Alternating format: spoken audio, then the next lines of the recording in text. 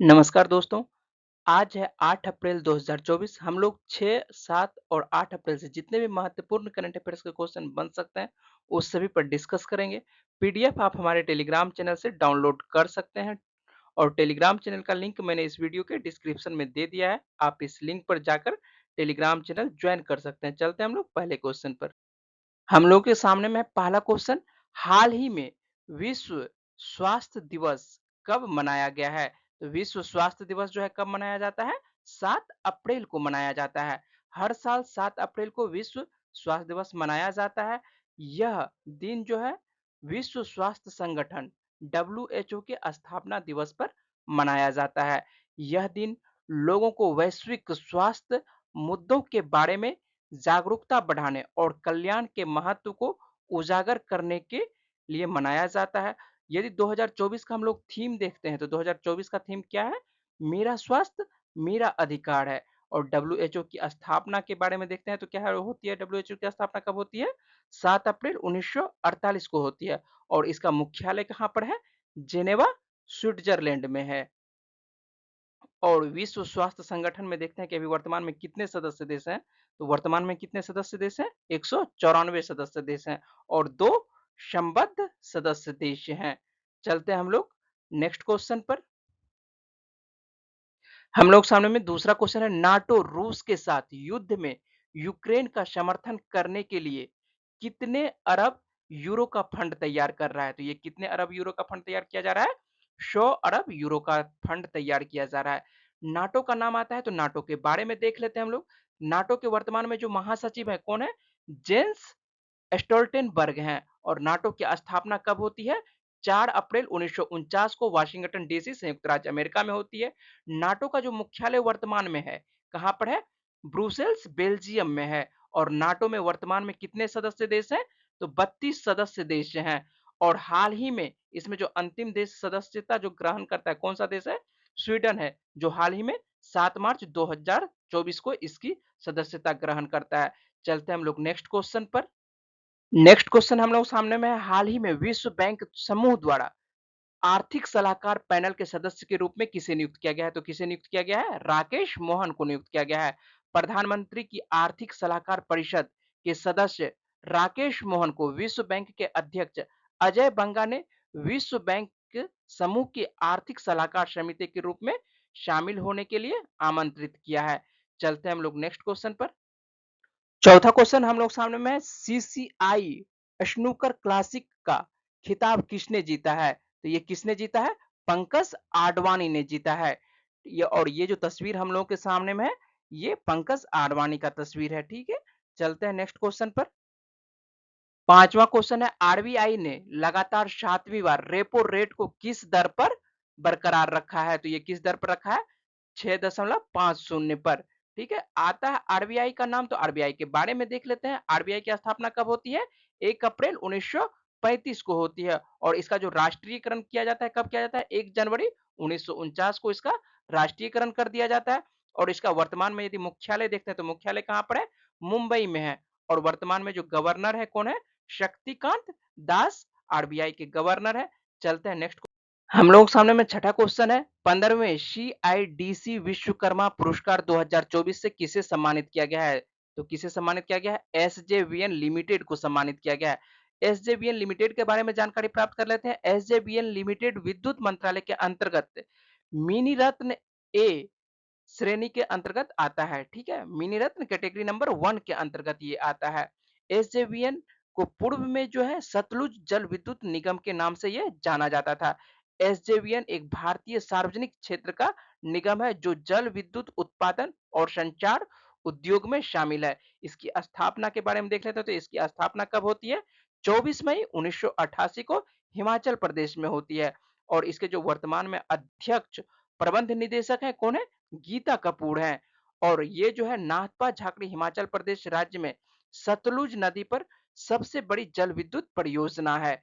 चलते हैं next question पर। सातवां क्वेश्चन है, ओलंपिक खेलों में जूरी मेंबर बनने वाली पहली भारतीय महिला कौन बनी है? तो कौन बनी है? जल रानी बिल्किस मीर बनी है।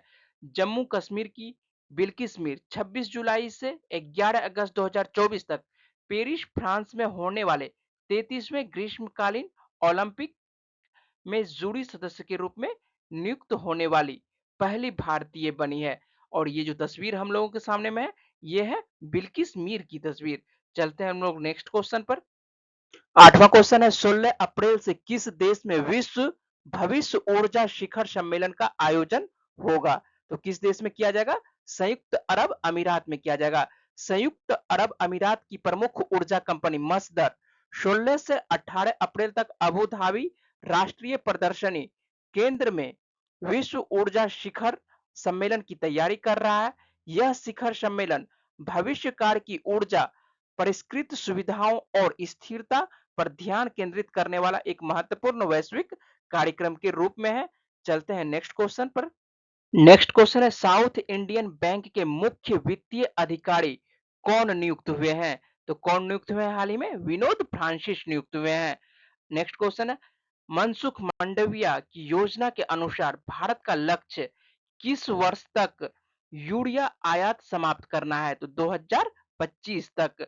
भारत ने घरेलू उत्पादन को बढ़ावा देने और वैकल्पिक उर्वरकों को बढ़ावा देने की रणनीति के तहत 2025 तक यूरिया आयात बंद करने की योजना बनाई है। इस पहल का उद्देश्य आयातित यूरिया देश की निर्भरता को कम करना है, जो वर्तमान में इसकी वार्षिक मांग का लगभग 30% पूरा करता है। चलते हैं नेक्स्ट क्वेश्चन पर। नेक्स्ट क्वेश्चन है, गुजरात के किस जिले में 5200 वर्ष पुरानी हड़प्पा कालीन बस्ती का पता चला है? तो कहां पर पता चला है? कच्छ में पता चला है। पुरातत्वविदों ने गुजरात के कच्छ जिले के खटिया गांव के पास स्थित प्रताप बेट में 5200 साल पुरानी हड़प्पा बस्ती की खोज की। उत्खनन से क्षेत्र में प्रारंभिक हड़प्पा सांस्कृतिक संरचनाओं और शहरी नियोजन में मूल्यवान अंतर्दृष्टि का पता चलता है। और ये जो तस्वीर है, गुजरात के कच्छ जिले के खटिया गांव के पास स्थित प्रताप बेट क्षेत्र से लिया गया है। चलते हैं हम लोग नेक्स्ट क्वेश्चन पर।